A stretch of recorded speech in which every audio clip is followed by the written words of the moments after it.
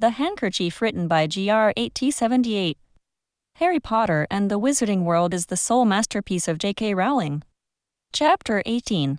Into the Maze?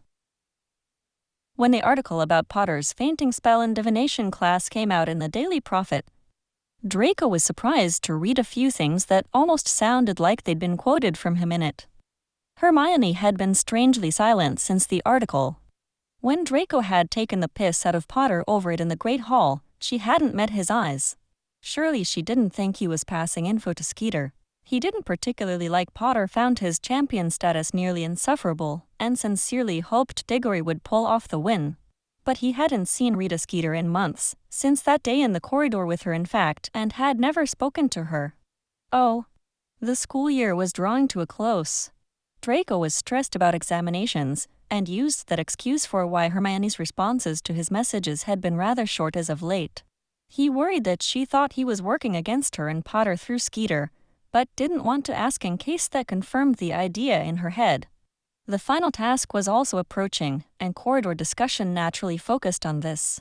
Most of the Hogwarts student body was firmly in support of Diggory, with the Gryffindors entirely behind Potter. Draco would just be happy when this tournament was over. Then he might not have to overhear all the Slytherin girls in the common room discuss Diggory's hair, eyes, biceps, teeth, or what he might be packing under his robes. There had even been a few whispers in the same vein about Potter, much to his distaste. Maybe once this tournament was done, this damnable school might finally get back to an actual sport for once. Draco had continued working out all year in preparation for the next Quidditch season. Maybe the discussion next year might be about his biceps for once.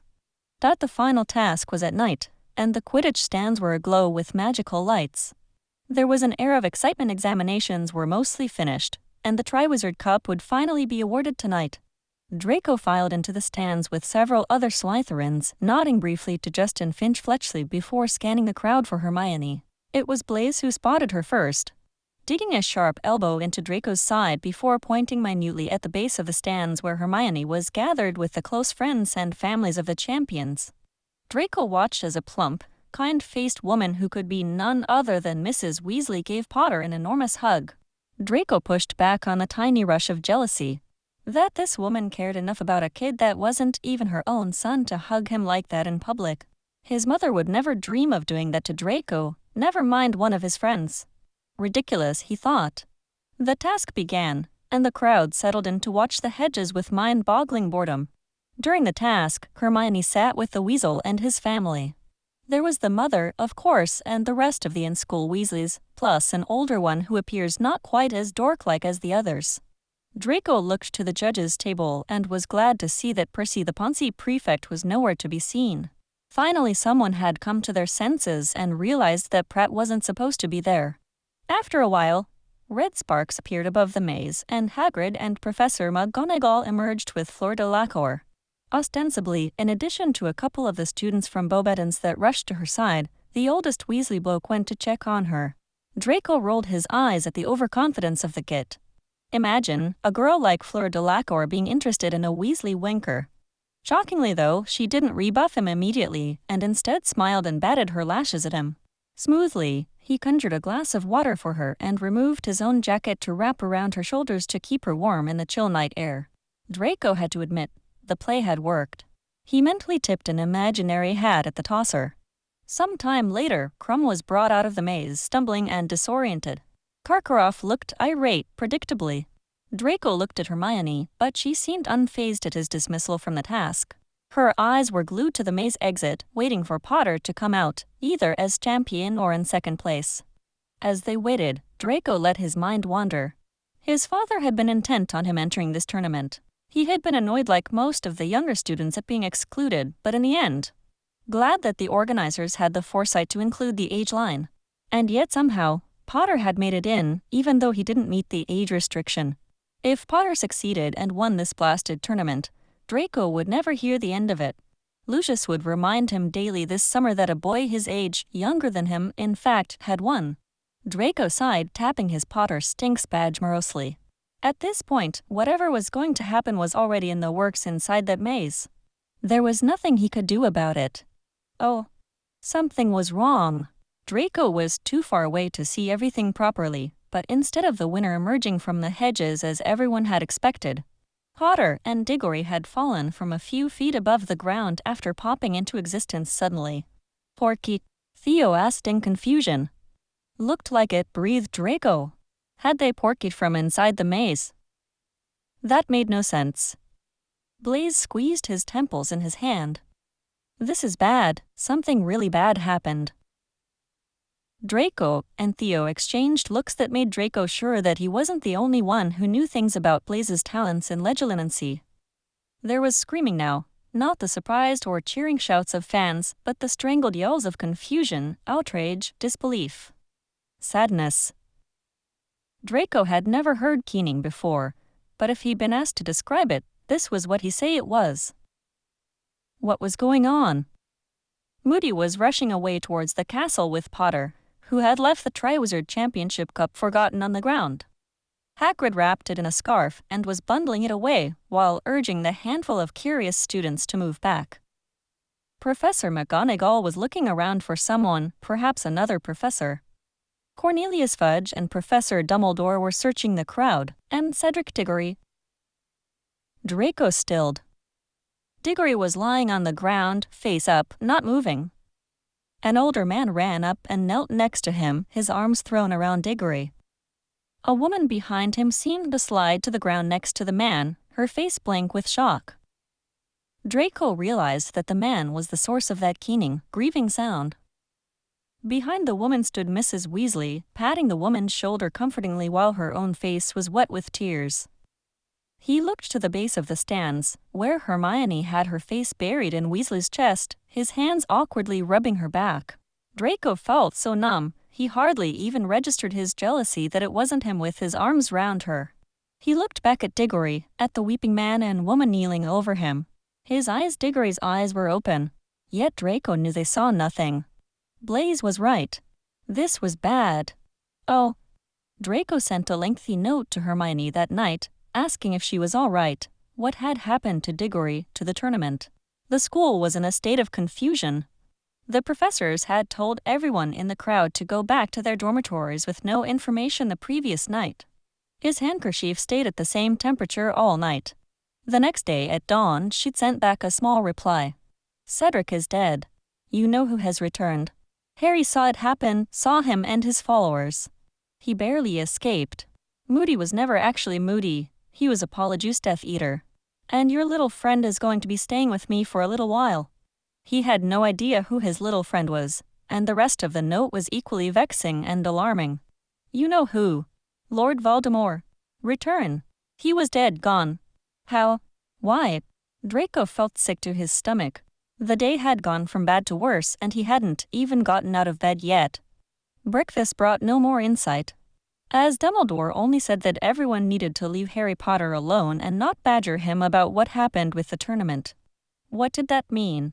Was Dumbledore not going to mention the possibility that one of the darkest wizards ever to live might be back from the dead? Oh. Draco spent the day wandering the castle grounds in a confused state. He wasn't the only one. The students were very subdued, everyone gathering in small groups to discuss rumors and gossip of what had happened the previous night. He looked everywhere for Hermione, but could not find her. Likewise, Potter was missing. Draco guessed they were together, wherever they were. After lunch, he met Blaze, skipping stones by the lake. It hadn't occurred to him, but Blaze might know more about what was happening than anyone else. He settled next to his friend, gathering a small pile of stones for himself. Have you talked to Granger? The other wizard asked. Not really. She just confirmed some of the rumors that are going around. Diggory is dead. The cup was a portkey. And do you know who? Draco broke off, suddenly overcome with emotions. Blaze looked up sharply. What about you know who? She said that he's back, and that Professor Moody wasn't Moody. Blaze eyed him questioningly. What do you mean? He was polyjuiced this whole year. He was some Death Eater.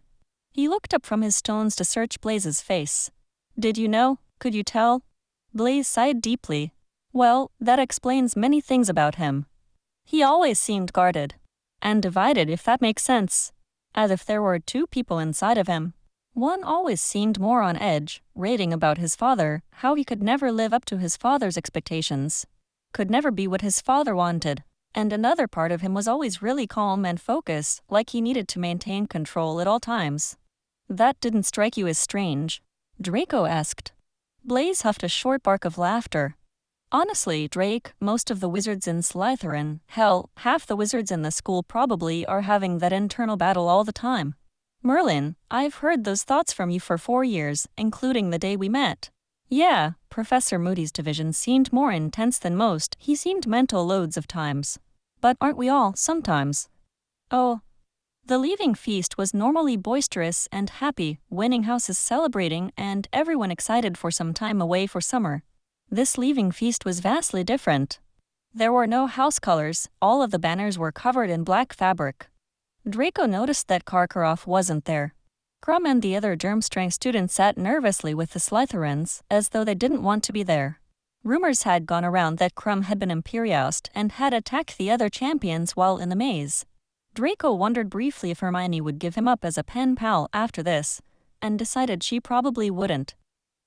Dumbledore began to speak, but it was hard to focus on his words. Loss of a fine person. Raise your glasses to Cedric Diggory. Along with everyone else in the hall, Draco and his fellow Slytherins stood and raised their glasses. Cedric Diggory, the crowd murmured. Dumbledore had continued, but Draco found it difficult to focus. One of their classmates was dead, and the girl that he liked seemed not to want to speak to him, or even look at him, almost like she thought he'd had something to do with it, based on the way she kept her eyes downcast. Then something Dumbledore said snagged on his brain and he snapped back to attention. Cedric Diggory was murdered by Lord Voldemort.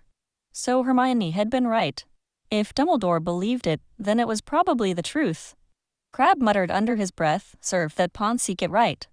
Draco leaned towards him swiftly, nearly about to defend Diggory, but then thought better of it. If you know who really was back, Draco needed all the allies he could get.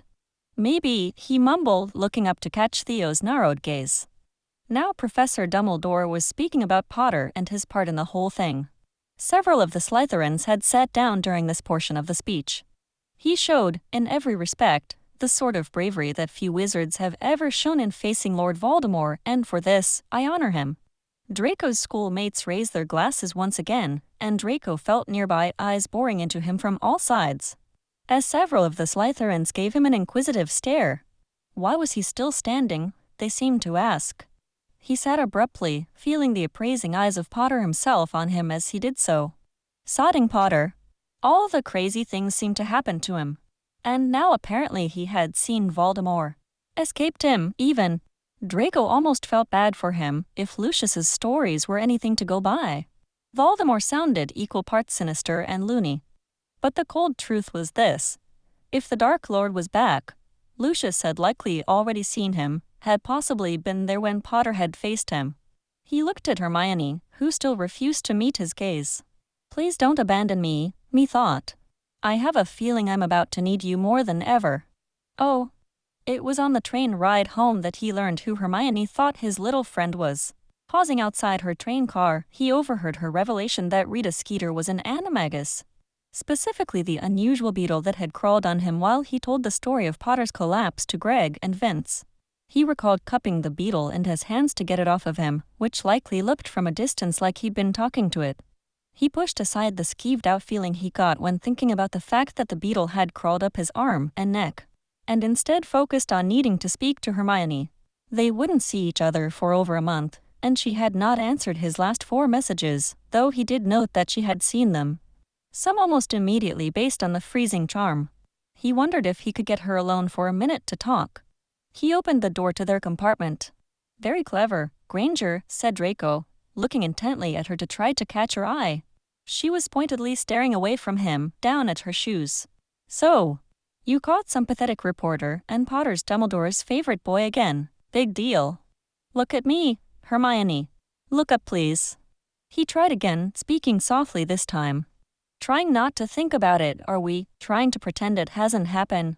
He nearly added, so am I, but knew this wouldn't play well with Vince and Greg. If Lucius had been in Voldemort's circle, he was sure their fathers were as well. If he showed fear, surely it would get back to Lucius, and possibly the Dark Lord himself. Get out, said Harry. Hermione said nothing. Why was she treating him like her enemy? What had Potter said to turn her against him so easily? His eyes flashed back to the Wonder Boy, so sure of himself after winning the tournament, escaping the Dark Lord, Dumbledore's pet. Suddenly, his jealousy and anger was running away from him. You've picked the losing side, Potter. I warned you. I told you ought to choose your company more carefully, remember, when we met on the train, first day at Hogwarts. He looked over at Ron, but it was Hermione who flinched. He felt on the verge of tears. The words that were falling from his mouth, the memory he was reliving, it was as though he was talking to himself. If only Draco hadn't been so quick to accept the offer of Vince and Greg's friendship. If only he'd just held his tongue when Pansy and the rest of Slytherin House was bad-mouthing Potter and Weasley and Hermione and the rest of the Gryffindors. He might not be able to escape entirely what was surely coming for him, but he could have tried to stay somewhat neutral like Blaise and Theo had. And his witch might not be trying to ignore him now. Too late now, Potter. They'll be the first to go, now the Dark Lord's back, mudbloods and muggle lovers first. His heart felt like it was being ripped from his chest by his own words. He knew somehow, beyond any doubt, that it was true. His father despised Hermione for her intellect, for what she represented his own son's failure in school. Lucius's firing from his prestigious role on the Board of Governors, both brought about by a mudblood. He had no doubt that Hermione had a target on her back, and it was 100% Potter's fault. If she hadn't become friends with him, if Potter had refused her friendship, she'd be safe. Granted, she'd still be the brightest witch of her age, but that would just mean Draco was a failure, not that Lucius was one too. Then the image of a different father popped into his head. A father weeping over his dead son in a way that Lucius would never care enough to do. Well, second degree was the F, he began bitterly, realizing how flippant his words sounded a moment too late. Draco looked up to see 3 wands pointing at them, 3 hexes coming his way. 2 of them he pretty much expected. But the third was a surprise, and he felt it more than the 2 other combined. He finally locked eyes with her as he was falling, collapsing to the floor. Her fiery copper gaze met his with anger and hurt, and a challenge to do what? To be different, to choose better. Oh.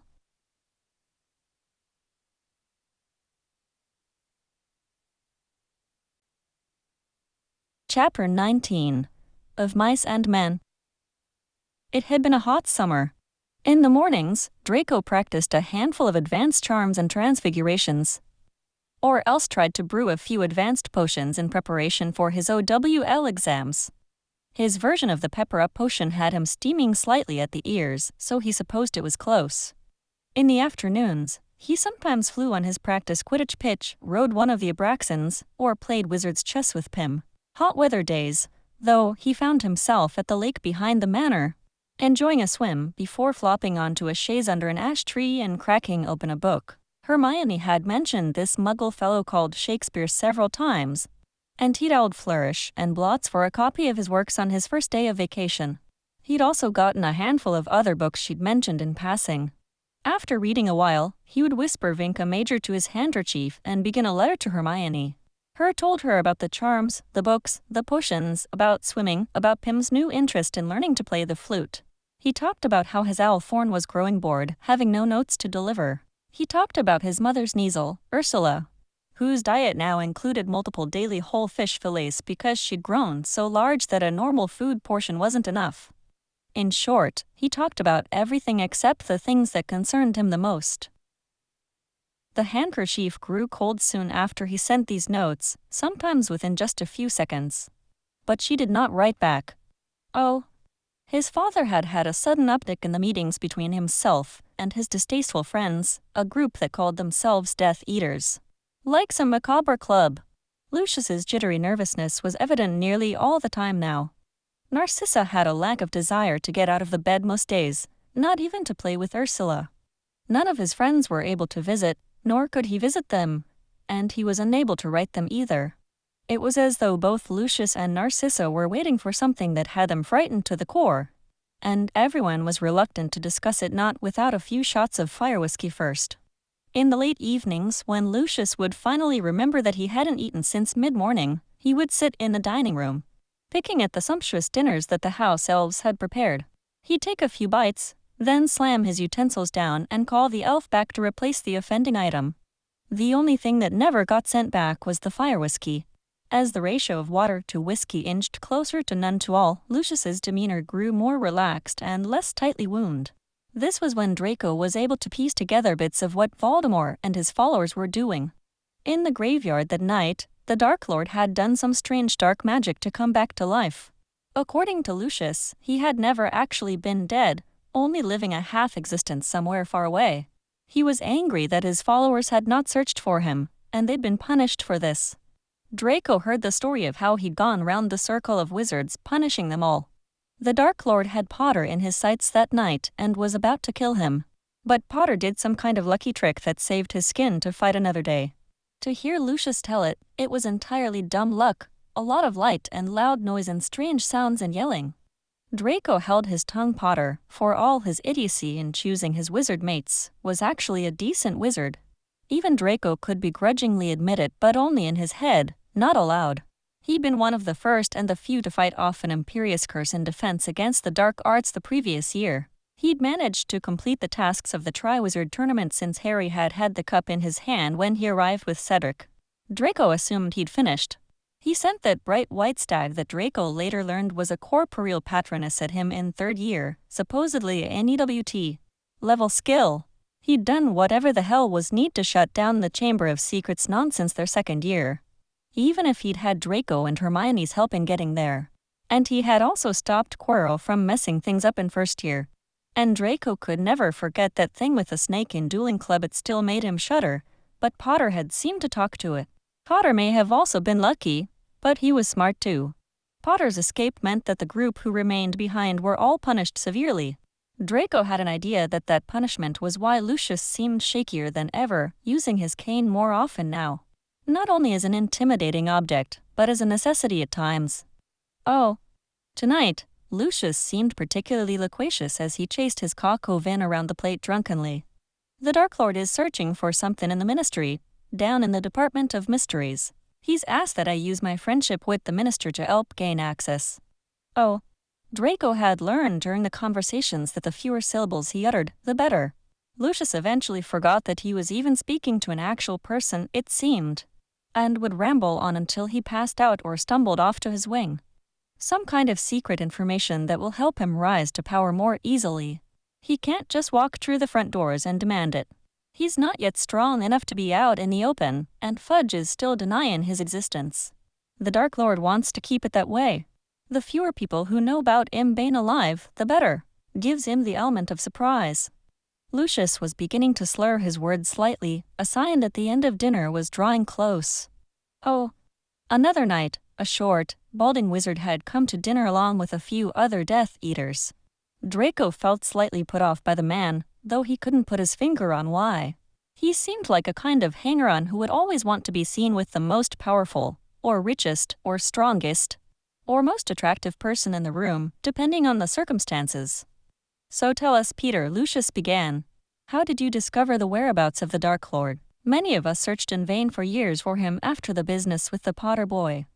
At this, Narcissa looked sharply at Lucius. Draco assumed there was a healthy dose of untruth in that statement. Lucius had tried to publicly distance himself from the Dark Lord, he knew. I was an animagus.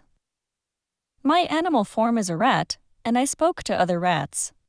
They guided me. Interesting. And once you located the Dark Lord, how did you go about bringing him back? Another Death Eater asked. Well, it was a complex bit of rare magic. Some potions, ancient runes, a few certain incantations, and of course the help of a willing witch. Well, she started out willing, in any case. I was able to speed up the incubation period. Thankfully, she was quite far gone by the end, I'm afraid. I think she was glad to be put out of her misery in the end. Several of the men jeered and laughed at this, while Draco, Narcissa, and one or two others either fought to stay neutral or tried not to grimace in disgust. I see. And where did you acquire such a gift for metamorphizing? Lucius continued, as though they had not just discussed what amounted to torturing and murdering a witch. My friends at school. We were all animagi.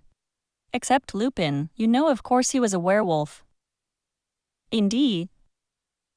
I had no idea your magic was so advanced.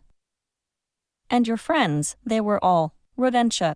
The derision was heavy in Lucius's voice, but it passed unnoticed by the rat-like man. No. Potter was a stag, a deer. Sirius Black was a large dog. Draco's attention snagged on the mention of Sirius Black and Potter. This man had been their friend. A mange-filled mutt, no doubt. The men at the table laughed. Yes, well, he was a big black dog. Sometimes he seemed to enjoy being a dog more than a man. You know, Black was Harry Potter's godfather.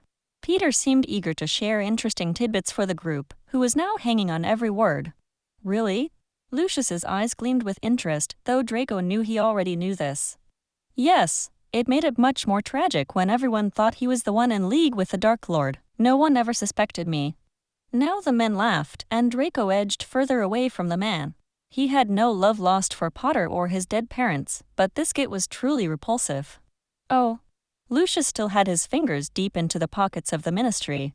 As one of the wealthiest members of the Sacred 28, his influence was far-reaching. And he was doing what he could to fight enemies of the Dark Lord inside the ministry. It helped that Minister Fudge was a denier when it came to the Dark Lord's rebirth. Lucius had always gotten on well with Fudge, so he was able to glean information before it was made public. Several nights later, Lucius's inability to hold his liquor and his tongue as of late was how Draco came to find out new information about Potter. The Potter boy has been suspended from Hogwarts, you'll be pleased to know. He's facing a hearing to be punished and expelled. They'll likely snap his wand. Lucius smirked over his steak poiver. Oh, what had the idiot done now? Draco asked. Violated the statute of secrecy, underage magic, the whole gambit. Ah. No more than he deserves then. What did he do, attack a muggle? No, apparently he cast a patronus charm poorly, no doubt. I doubt the fool can cast a levitating charm, much less a patronus. Lucius laughed raucously at his own joke, slapping the table and jerking his head at the house elf for a fresh drink. Draco knew the minutes of Lucius's lucidity were numbered. Having witnessed Potter's patronus, Draco knew that it probably wasn't cast that poorly. He'd seen the bright white antlered beast up close and personal, its hooves stamping the ground inches from Draco's bollocks. More importantly, he knew what a patronus was used for. Did that mean that there had been a Dementor attack? It seemed unlikely, and yet there was little other reason to cast a patronus based on Draco's research. But a Dementor flying around England without authorization from the Ministry of Magic was odd, at best. What could that mean? Draco sighed. Things were getting serious. If Lucius and his cronies, working through his connections on the Wisengamot, managed to get Potter expelled from Hogwarts, Potter would be an easy target when the Dark Lord finally grew strong enough to find him. Draco might not like Potter very much, but he knew Potter's worth, essentially the only person to face off against the Dark Lord more than once and not be killed. He knew Hermione was getting his messages. His handkerchief turned cold typically within a few minutes of him sending a message. And it comforted him that at least she still carried it, even if she didn't respond. He'd held back in his writing to her long enough. Maybe if he opened up a little about some of what he knew, she'd answer. Oh. That night, after Lucius had weaved his way regally yet drunkenly to his side of the manor, Draco slipped into the library. International Statute of Secrecy, cross-referenced with reasonable restriction of underage sorcery, he whispered to the room. In an instant, a small stack of books appeared on the table at the center of the room. He sat down to read. In a matter of an hour, he'd found what he needed, the clause within the statute that allowed for the use of magic in matters of life and death. If there had been a Dementor attack, surely that was a case of life versus death. While it was true that Dementors did not kill, no one would argue that one's life would not be the same after having one's soul sucked from one's body. Carefully taking out the handkerchief, he whispered, I heard that Potter is suspended for violating the statute of secrecy. Be certain that anyone speaking on his behalf at his hearing researches Provision 7 under the Decree for the Reasonable Restriction of Underage Sorcery. It allows for the breach of the statute in cases of life and death. A Dementor attack should qualify. He paused here, unsure if he should add more, tell her how much he hoped to hear back, how much he wanted to know that she was safe. But he didn't want to scare her off, and if he only provided information that might help her, perhaps she'd come to trust him again. He sent off the message. In only a few seconds, the handkerchief glowed cold. She was awake, apparently, as well. A message appeared almost at once. Relief flooded Draco nearly at once. How did you learn of all this? It only happened a few hours ago. And what's this about a Dementor attack? She didn't know what spell he'd used then, it seemed. He answered at once. Lucius says he was caught because he cast a Patronus. If he was attacked by a Dementor, that's life or death.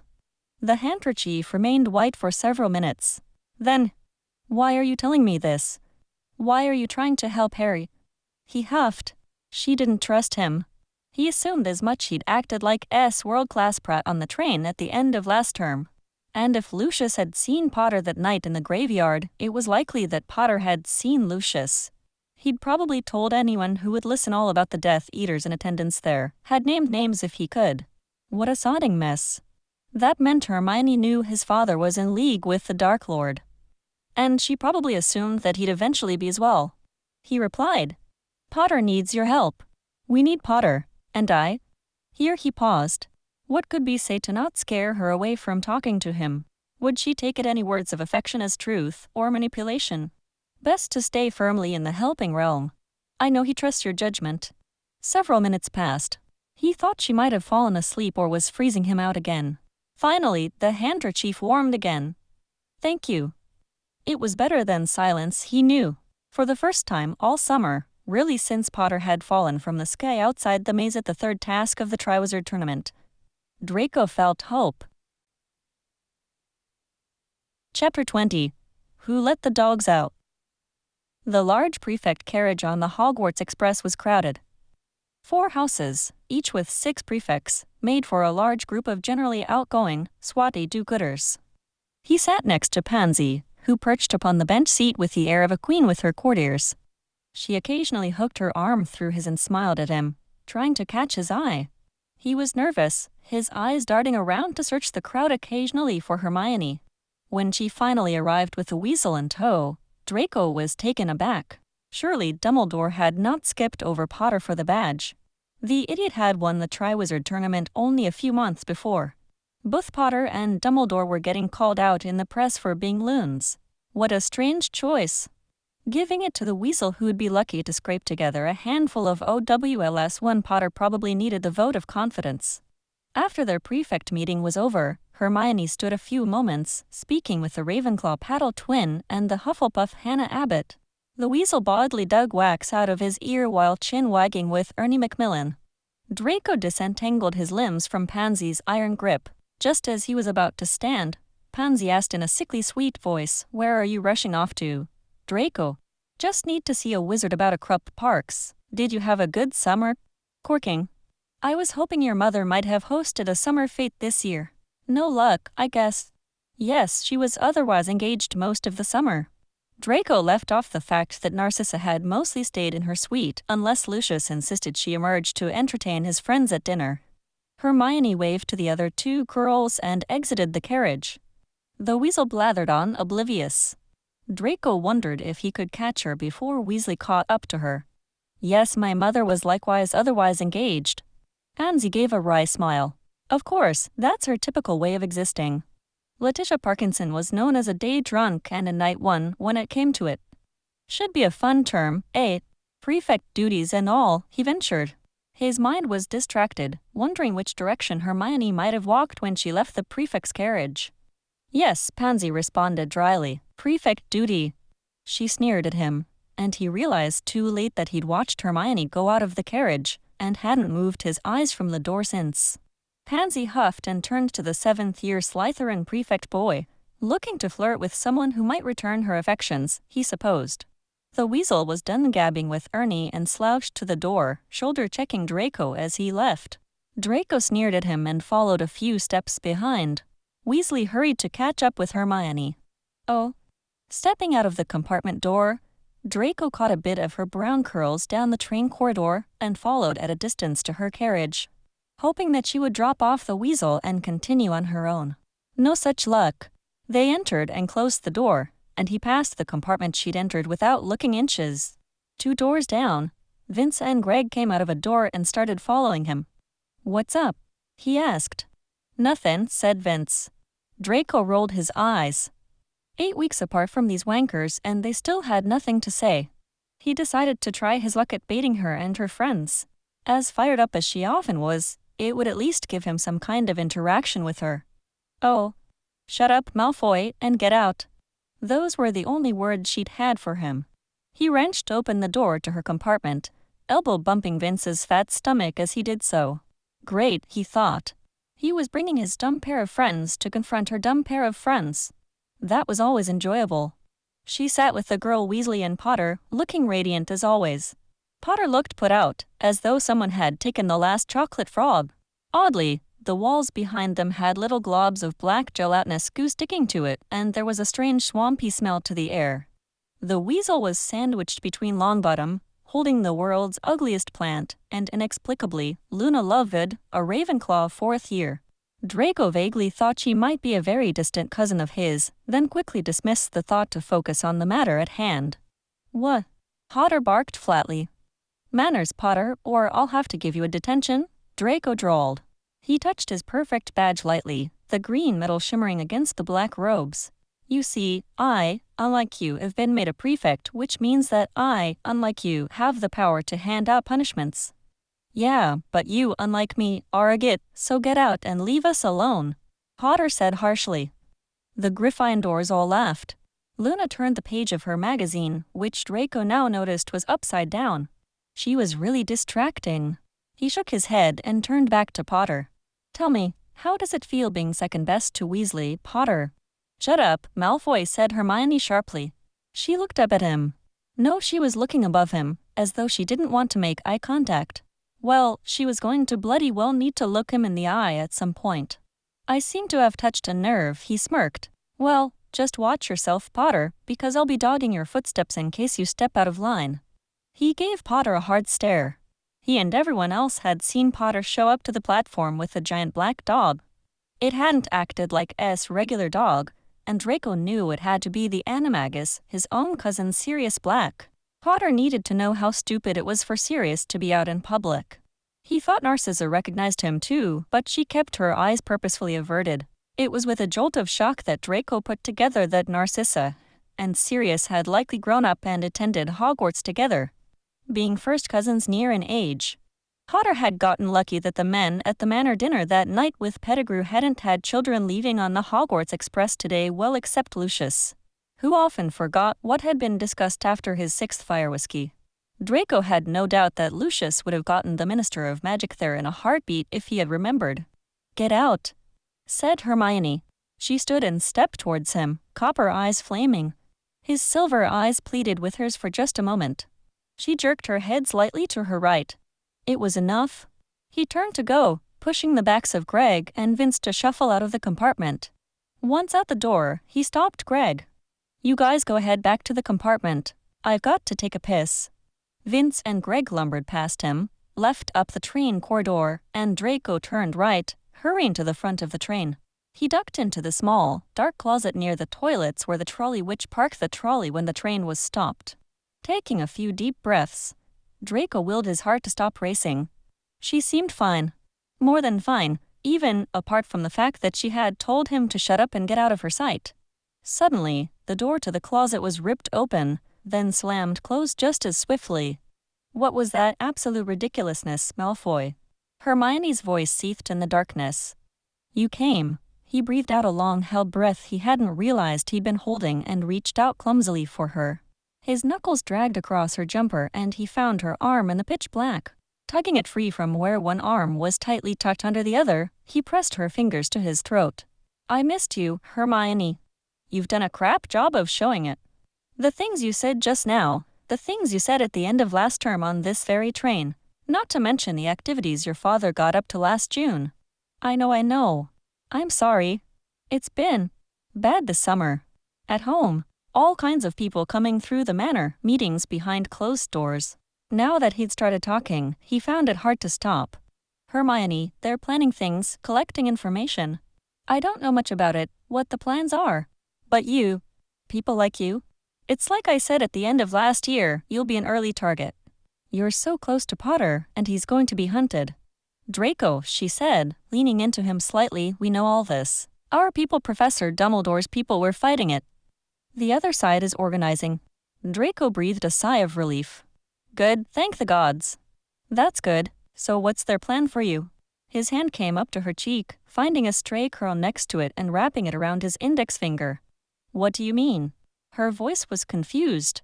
I mean America, Canada, somewhere in Eastern Europe, perhaps.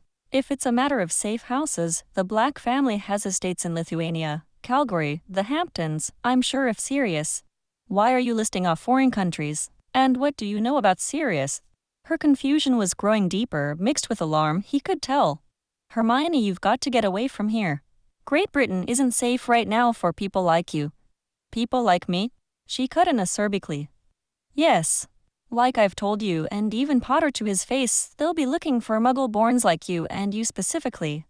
He realized his voice was growing louder and might soon be heard over the train engines. He willed himself to calm down. Sirius, there are some on the Dark Lord's side who know about Sirius being alive. How he wasn't actually a Death Eater. This absolute ward of a tiny man came to dinner one night. Apparently he was friends with Sirius, Lupin. And Potter's father, he told several people all about it, how they were animagi, how he helped the Dark Lord return, how he framed Sirius. If Sirius is alive, he can help you escape. You saw Peter Pettigrew. Wait, how to know Peter Pettigrew? He was stopped short, pulling back to search for her eyes in the dim grayness. It's a long story. He was disguised as Ron's rat for years, apparently. When we found out, he escaped before he was punished for his crimes. Harry saw him help who returned to full form in that graveyard before they called your father, and all his old friends back. My God. A memory of a manky old rat sinking its yellowed teeth into Greg's finger when he first met Potter leapt to his mind. His eyes had become accustomed to the darkness at some point without him realizing it, and he found that he'd been staring into her warm copper eyes. I'm serious, Hermione. They've had you and your friends in their sights for years. My father has had it in for you especially since second year. It's not safe for you here. We have Professor Dumbledore, and he'll keep us safe. Dumbledore is a doddering old fool. You've read what they're saying about him in the papers. He's not going to be a match for the Dark Lord. You need to leave, take your Muggle parents and go. Hermione suddenly slammed her fists into Draco's chest, pinning him back onto the wall as he tried to maintain his balance with the pitch and sway of the train. If you think I'm going to turn tail and run away while my friends are left here to fight, you're more of an idiot than I thought. And Dumbledore is the greatest wizard of all time, regardless of what the Prophet, the Ministry, or anyone else says. Without pushing back, Draco reached up and caressed the backs of her arms as she pinned him to the wall. He ran both hands up to her shoulders and down her sides slowly as he released a breath. You have to be careful. My father has been talking to Fudge. You know they're in deep together. He went to the ministry on the day of Potter's hearing. He came home almost happy after the Wisengamot session. I thought at first that Potter had lost. When I learned that he'd gone free, I knew there was something more to his visit. I don't know what it was. Lucius was more tight-lipped after that day, but if he is working with the Dark Lord and the ministry, it's only a matter of time before they come after you. She relaxed her arms and rose to her tiptoes so suddenly, Draco barely had time to register the kiss before he was deepening it. Slanting his lips to meet hers, pouring all the worry and angst and anxiety he'd felt this summer, turning it into panic and passion for her. She broke away from him and wrenched open the door, closing him inside quickly and making her escape. After another minute of shock followed by celebration at her kiss, Draco opened the door quietly and returned to his compartment. Oh. As they unloaded in Hogsmeade, Draco peered around in the semi-darkness of early dusk, hoping to catch a horseless carriage up to the castle with Hermione. It was a long shot, but stranger things had happened. From beside him, he overheard a young girl complaining to her friend. They looked no older than 7, but were evidently old enough to attend Hogwarts. He couldn't have looked so young, he marveled. I can't possibly sit in a boat with mudbloods, Sarah. I truly hope they assign us seating by blood status. Can you imagine? What if we touched each other by accident? Draco turned to her with an angry sneer. Perhaps you should move your stupid arse and get on a boat before you have to swim the lake to the castle, little girl. If you miss the sorting, it will be certain detention. Get moving! Malfoy! There is no need for you to take that tone with a child. Of course, it was the very witch he'd been searching for in vain moments before. She had missed the girl's comments but had certainly overheard him. The young girl smirked at him, and he scowled his displeasure at being called out. He sighed. This would be a long year if they were publicly on opposite sides the whole time. Chapter 21. The High Inquisitor. Draco's suspicions about his father's hand controlling parts of the ministry and by extension the school was confirmed almost immediately, as evidenced by the presence of one Madame Dolores Jane Umbridge. His jaw clenched the moment he spotted the prissy black bow atop the pile of tight curls that had been charmed brown. He had met Madame Umbridge several times in his life. She was a known social climber, the type of witch who would lick someone's boots clean one day and hex them in the back the next if she thought it would help her. Because of her ministry position, she was invited to the various society galas and banquets over the years, but as far as Draco knew, had never been invited to tea by any of the ladies in Narcissa's social circle. Now she was looking down imperiously from her perch on the raised dais of the staff table, trying to catch the gaze of the children of the most prominent witches and wizards and offer a little smile, as if to convey to them how much she belonged with and was beloved by them. She stared at Draco from the moment he'd rounded the corner into the great hall, staring long after he looked away uncomfortably. "Oi, Malfoy. Looks like you've got an admirer," said Thaddeus quietly, poking Theo and Blaise in the ribs and laughing, then glancing sidelong at the staff table. "She's lusting after you with her eyes." "Merlin's bollocks, Thad, why'd you put that image in all our heads?" mumbled Theo, slightly shoving Thaddeus in the back. Draco was silent. This woman might not be thinking lewd thoughts about him, but he had no doubt she'd want to cozy up to him this year. She had always made it a point to corner Lucius and other powerful and rich wizards at every event Draco had been to over the years. She would try to monopolize their time and attention with the most mundane of conversations for as long as possible until she could be foisted upon another unsuspecting victim. Draco would laugh about it in the corner of whatever event they were attending with Theo, Blaise, Millie, Pansy, or Tracy, each trying to one-up the other with imitations of the wide-faced witch. Tracy had been able to imitate the voice almost perfectly, but it was Theo's uncanny copying of her mannerisms that had the group howling with laughter. Each night after one of these functions, Narcissa would flew home, magic crackling with annoyance. She tried to suggest that she host a New Year's gala this year, as if the Malfoys haven't hosted one nearly every year for almost 3 centuries. After another event, Narcissa snapped, "How dare she insinuate that the House of Black's seat on the Wizards' Council be dissolved? I realize it's more of a figurehead organization since the Wisengamot was founded. But the Wisengamot still accept our recommendations from time to time. And as the only adult member of the family who is currently available to serve, I will represent the noble House of Black. Who is she to say that because there is currently no Lord Black, that we should not be allowed a voice?" It typically took 2 or 3 cups of warm tea laced with more than a splash of cherry bourbon to calm Narcissa down after one of these tirades. More than once, Lucius had ended the evening musing over a double fire whiskey, idly plotting ways to pigeonhole Umbridge away.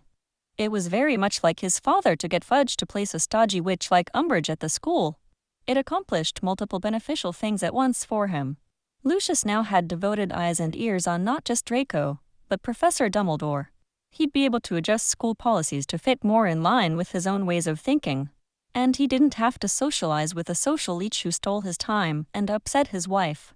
For at least the 100th time in his life, Draco found himself both angry and begrudgingly impressed with his father. The first school day of the term began normally enough. Potter was miserable at potions as usual. Professor Binns was an awful teacher as usual. Professor Trelawney could barely see out of her thick, smudged spectacles, much less see the future. And Hermione had already memorized the lesson in ancient runes. Then at the end of classes, while Draco was waiting for Theo and Blaise to go down to dinner with them, he heard the first whispers of gossip. Potter had been smarting off in defense against the dark arts. He'd discussed what happened last June in the graveyard, riling up Umbridge. There had been mention of Cedric Diggory. Great. Leave it to Potter to come up with a way to have everything he said repeated directly back to the Ministry, who in turn would relay it directly to Lucius and his people. Draco huffed in disgust, catching Hermione's eyes at dinner. She has to get him under control. Now that school has resumed and she'd started speaking to him again, Draco hoped their notes would pick back up where they left off. He thought it worth the effort to try and get Potter to relax around Umbridge. Otherwise, this year would go from mildly uncomfortable to miserable really quickly. As he sat at the table, he took out his handkerchief, pretending to wipe his mouth with it. He whispered Vinca Major and quickly sent off a message. You need to get Potter to stand down against Umbridge about you-know-who. She's in Fudge's pocket. He looked over to see her reaching in her cuff for her own handkerchief, dabbing at the corners of her mouth and then spreading it discreetly in her lap. A moment later, her short answer came back. I know. I'm trying. Try harder, Hermione, he thought. Draco did not know a lot about Umbridge, but he knew a lot about what happens when you challenge someone in authority. It usually did not end well for anyone. Oh. That night, Narcissa surprised him with a flu call in his dormitory. Draco had not expected to hear from his parents for at least a week, but from the tired and worried look on Narcissa's face, it was clear that she had not had an easy couple of days without him. Draco wondered if she had left her suite since his departure. They talked about his class schedule. Draco had met with potions, astronomy, history of magic, divination, and ancient runes today. He dutifully reported that each class had gone well. Tomorrow, he had charms, transfigurations, care of magical creatures, herbology, defense against the dark arts, and arithmancy. Just saying the schedule out loud made Draco feel ill. It was going to be an arduous school year. At the mention of care of magical creatures, Lucius butted into the conversation. Ah yes, hopefully that will be a better subject for you this year. I am fairly certain that the oaf will not back to teach this year. Oh? Draco asked, his gut plummeting. He knew from the widened pupils of Lucius that it would not take much prodding to get him to continue talking. His father had already worked his way through more than one fire whiskey tonight by the looks of it. Yes, apparently he's been either killed or gravely injured down in Andorra, in the Pyrenees Mountains. He was sent there to meet with some giants. I believe Dumbledore thought having them on his side might be beneficial against the Dark Lord. But it did not go well for him, clearly. There was some sort of fight and he was caught up in it. Some of my associates were in the area, and they reported finding blood in the caves in which he was said to have been hiding. He'd gone already, of course, but probably did not get far if he was injured. Serves him right if he's dead. I still cannot believe that he was allowed back after that nonsense with the Chamber of Secrets, much less the incident with the hippogriff. I still think he helped it escape. Hippogriffs are not that intelligent. There is no chance that it got itself free and escaped on its own. Draco was still. Surely his father was only speculating about Hagrid. He was smarter than that, getting himself killed. Right. And he had magic. Draco knew his wand still worked, despite what had happened years ago. Giants didn't have magic, right? He still felt sick to his stomach. He had of course heard the tirade about the supposedly moronic hippogriff numerous times over the previous school year. He wasn't sure exactly what had happened with the beast. But one thing was certain: if the hippogriff was still alive, Draco was glad.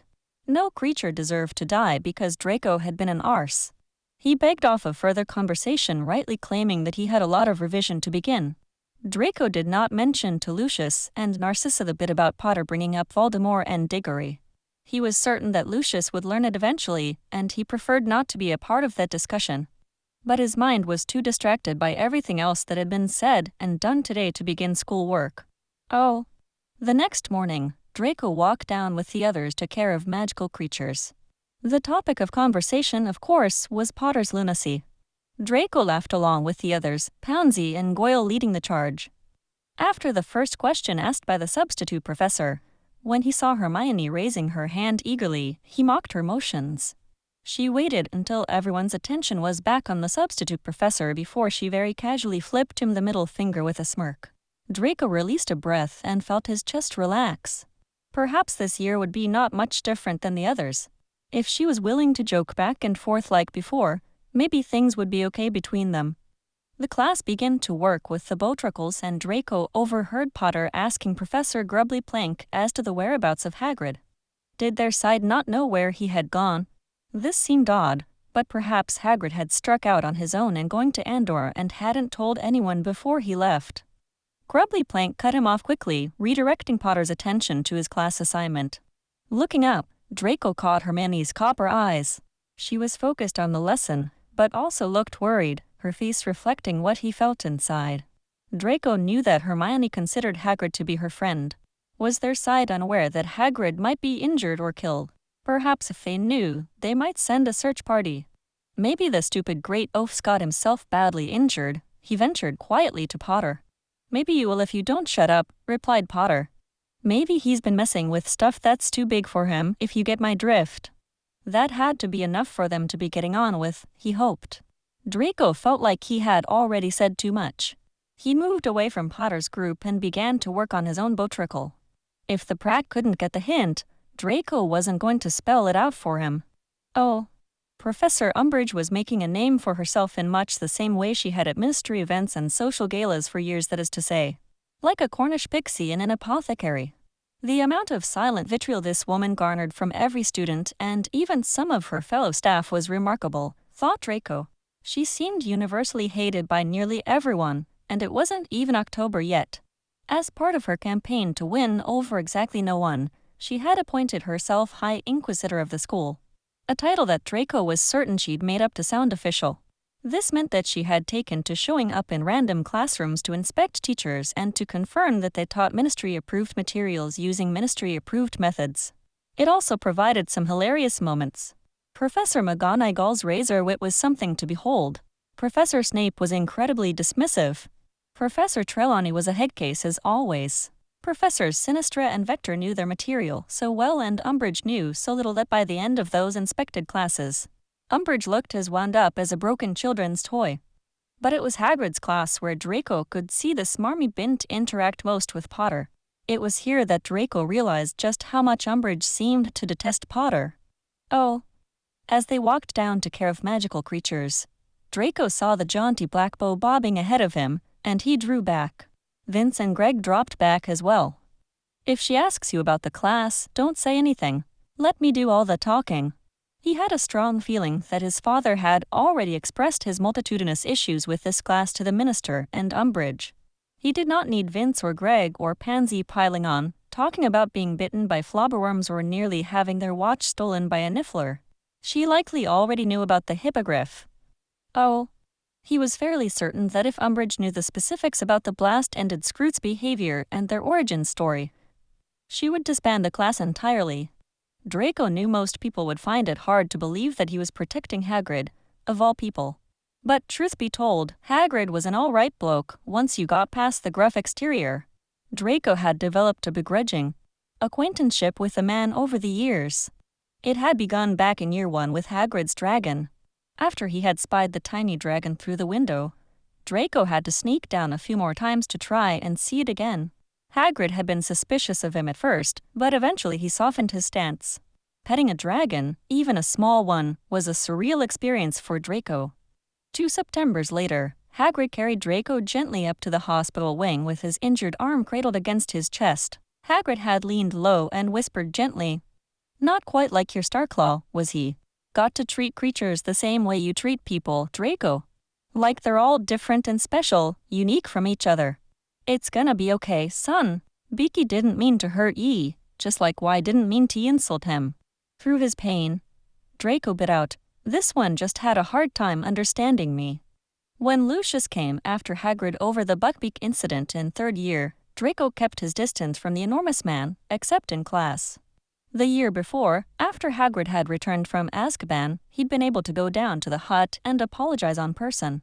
When Buckbeak was nearing his end, Draco felt too sick and too cowardly to do more than send a note of apology with his owl.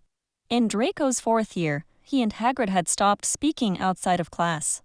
Draco knew Hagrid occasionally overheard his and the other Slytherins' insults.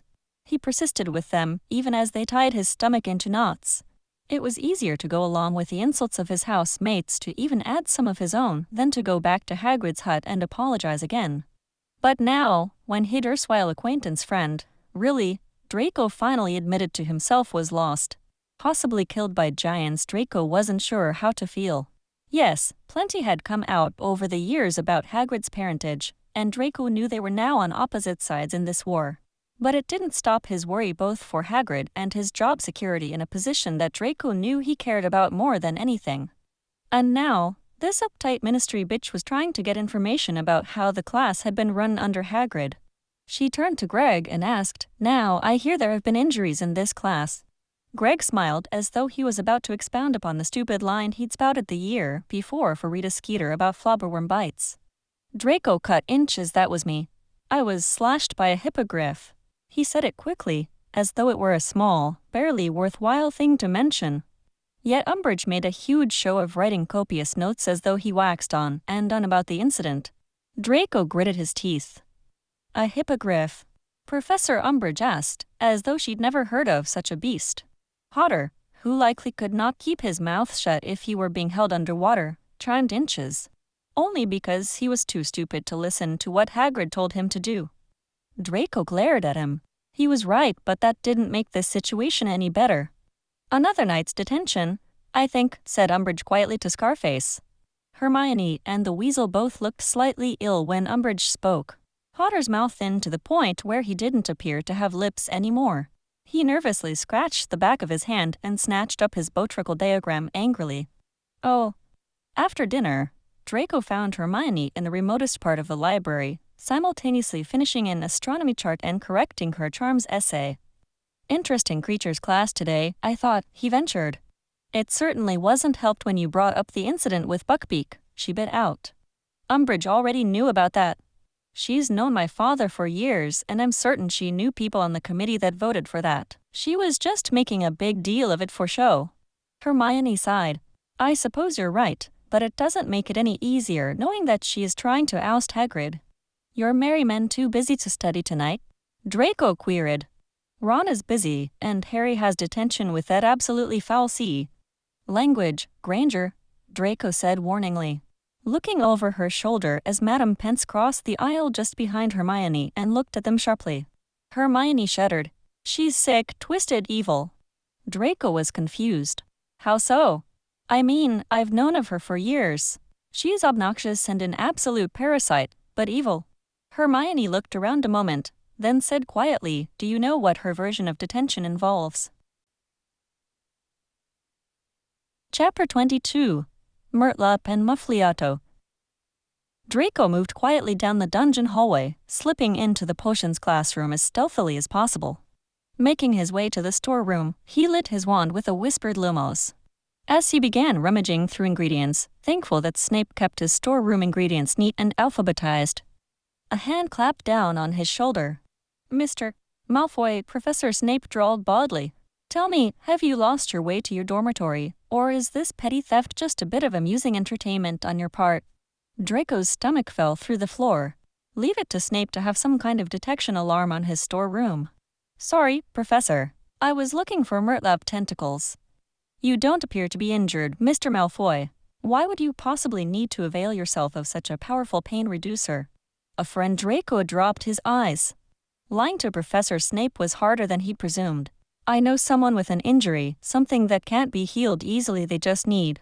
Here Draco stopped and looked up, meeting Snape's gaze steadily. It's important. The dark eyes stared down the hooked nose and bore into Draco's silver ones. A moment passed, then two. Snape looked away. Tell this person to soak their injury for at least 20 minutes. The tentacles can be reused a few times before their efficacy wears off. They must be stored in a glass jar. I'm sure your friend or someone they know has one or two about their person, Snape finished with a slight sneer. An unbidden image of a large green bug in a glass jar floated into Draco's mind. Yes, Professor. Thank you. Draco turned to leave. Draco. Snape called quietly. He stopped but didn't turn back. Please tell your friend that they should endeavor not to injure themselves so often. Yes, Professor. And that they should acquire a quantity of their own Murtlap tentacles to keep, because I will not be providing them again. They stay good for a while if they remain tightly sealed. With as injury-prone as some people are, perhaps it's best that way. Draco's eyes widened slightly. What did Snape know? Was this supposed advice just some kind of act, or had he actually figured something out? He hurried out the door without responding. Oh. Running quietly up the main staircase, he worked his way higher and higher towards Gryffindor Tower, occasionally ducking behind a tapestry or suit of armor to avoid a ghost or a patrolling teacher. Merlin. Perhaps this was why the weasel ate as if he thought his food was trying to escape his plate. He needed the energy for all these sodding stairs. Finally, Draco reached the landing and turned, seeking out the statue of Caldwell the Cantankerous. He took out the handkerchief and spoke his password, then, "I'm here. I have it." A moment later, the handkerchief warmed to the touch. 5 minutes. He waited, and a short time later, he heard her light footsteps approaching. He repeated Professor Snape's instructions carefully to Hermione, emphasizing that they'd need to procure their own in the future. "I can owl the apothecary in Hogsmeade tomorrow," he told her. "My family has an open account there. It wouldn't be out of the ordinary for me to request additional potions ingredients." "Yes, perhaps it would be a good idea, but I have money." "Be sensible, Hermione. I already have the account set up. I can have a resupply by tomorrow evening if needed." "Thank you. I know you didn't have to do this." The shy smile, the bright copper glance at his heart beating a quick tattoo against his ribs. "It was important to you, Hermione. And as much as I dislike Potter, I pretty much loathe Umbridge. She shouldn't even be here. I feel like my father's to blame for putting her here. If there's anything to be done to help the situation, I can try." She swept into his arms for a swift hug, lifting up to pick a series of kisses along his jaw, tickling his neck with her hair. After a moment that ended too quickly for Draco, she was gone. Oh. He slipped into the Slytherin common room, hoping to get to his dormitory without drawing questions. It was late, and only a handful of students were still sitting up at this hour. "Drake." Theo's deep voice caught up with him as he placed a foot on the first stair. He turned. "Oi, Theo, thought you'd be asleep." Draco knew that Theo slept better at Hogwarts than at home. Whereas Lucius was a talkative drunk, Tiberius Knott was an angry one. Draco vividly remembered one night years before when he was perhaps 7 or 8. He'd slept over at Theo's manor while his parents, Tiberius, and whoever the current wife was had gone out to an equinox fete together. The boys had gorged themselves on sweets and cakes, played games, flew their training brooms in the ballroom, and generally created havoc for the elves, but had settled down to sleep around 11. Draco woke to a terrific noise, a ferocious din that had him on his feet before his eyes were fully open. Tiberius towered over Theo's bed, punching and slapping the bedcovers roughly to hit Theo's small body as the boy cried piteously. "Quit your bloody crying!" Tiberius raged, grabbing Theo under his armpit to drag him forcefully from the bed. Draco, who thankfully had been asleep on a pile of blankets next to the fireplace, drew back against the wall in terror. Tiberius tossed Theo like a rag doll from the foot of the bed. Theo's head struck the marble of his fireplace, and Draco could see a dragon egg bump rising on his forehead. The faint smell of urine permeated the room, and Draco realized his friend must have pissed himself in fear. "Pissing yourself like a baby, are ye? Sodden brat, I should have sent you to live with my spinster sister. You could have learned to be a witch because you won't amount to nothing as a wizard." Tiberius drew close to Theo again with drunken, swing steps, and suddenly Draco found himself in the Knott ballroom 3 floors below Theo's suite. With a shock, he realized he must have spontaneously apparated. A pop next to him startled him, and Pym appeared. Eustace called Pym. "Let us go, Master Draco." They popped back into Draco's suite in Malfoy Manor, and Pym helped him settle into his own bed. "Pym, is Theo going to be all right?" he asked in a small voice. "Eustace says they will take care of him." Draco knew Theo's elf, Giro, was kindly and strong. He lay back on the pillows, the night's terrors still fresh in his mind. Suddenly he sat up. "Carlton," he cried. Pym looked around the bedding, then seemed to remember that Draco had packed Carlton in his overnight bag to take to Theo's for the night. "Eustace will take care of Carlton too. Master Draco knows how well Eustace cares for creatures." Draco fell back, still a bit worried for Theo and Carlton, but sleep overcoming him again. "Okay. Good night, Pym." "Good night, Master Draco." In the morning, Carlton was back in pride of place on his bed, none the worse for wear. A bit later in the day, the Knott family's black owl Knox had appeared at his windowsill, bearing a note with only 3 words. "I'm sorry, Theo." He wrote back 3 more. "It's okay, Draco." The boys never spoke of that night again, but Draco never slept at Knott Manor after that. Anytime they'd stayed a night together afterwards was always at Malfoy Manor. Oh, it was this encapsulated memory that rushed to his mind as he made his way across Slytherin common room to his oldest friend. He sat on a chair just next to where Theo reclined on a sofa and propped his feet up on the table. "Been hoping to catch up with you, mate." What with prefect duties and you being followed around by bacon and eggs, both boys snorted at Theo's nickname for Vince and Greg. Plus whatever else has been, occupying your time, I hardly see you. Theo cocked a brow at Draco and Draco chuckled, reddening a bit. They hadn't been able to meet up this summer as they often had before. Lucius had been very firm that Draco's guests were not invited to Wiltshire this year, and he was not to travel either. Draco assumed it had much to do with whatever happened in that graveyard. Yes, well, busy summer too, and all that rot. Yes, my father took the same meeting as yours in June. I'm aware of how busy things were, Theo said drolly. He cast a quick muffliato spell, ensuring that the 3 other students in the room didn't overhear. So, as you know, Tiberius leaves me out of the loop on most things. Most of our interactions are over our usual Sunday dinner of roast chicken, fire whiskey, and a bloody lip or black eye. Theo paused here to take a sip of mulled wine. After the thing back in June, he only said when I arrived home that the new order was approaching, and I needed to get my magic in order. Because war was coming for us. I've decided he's right. This was unexpected. The Theo of the previous year would no sooner agree with Tiberius than snap his own wand in half. What do you mean? Well, our magical education has been a bit spotty, yeah. I mean, Snape's sound and McGonagall's aces. Flitwick's a brilliant bloke. The rest of my classes are all right. But nothing's going to prepare me for war, you know. Who fights a war with mandrakes, yeah. Well spotted, Draco reasoned. It's like Professor Moody said last year, remember, constant vigilance. That wasn't actually Moody, but yeah, mate, I hear you. Right, so wait, what? Asked Theo in confusion. Long story, carry on what you were saying, said Draco.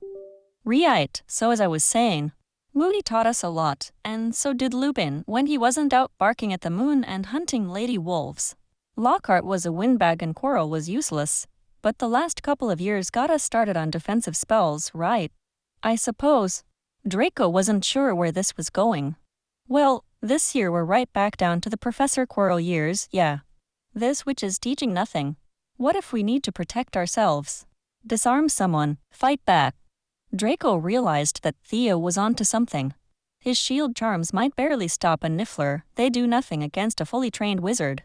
He thought again about Tiberius Knott, and wondered if perhaps it wasn't the faceless enemy of war that Theo imagined himself going up against, but his own father. Then Draco wondered if perhaps he would have to join Theo in that fight against their fathers at some point. Or rather, could he join that fight? Where's this coming from, Theo? He asked. I was in arithmancy and overheard Granger talking to Terry Boot.